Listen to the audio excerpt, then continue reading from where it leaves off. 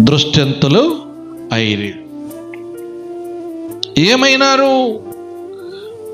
అగ్ని చేత కాల్చబడ్డారు. భూమి నోరు తెరిచింది, వారందరూ కూడా చనిపోయినట్టుగా చూస్తున్నాం. 11వ వచనంలో ఏమంటున్నా? అయితే కోరాహు కుమారులు చావలేదు. హల్లెలూయా.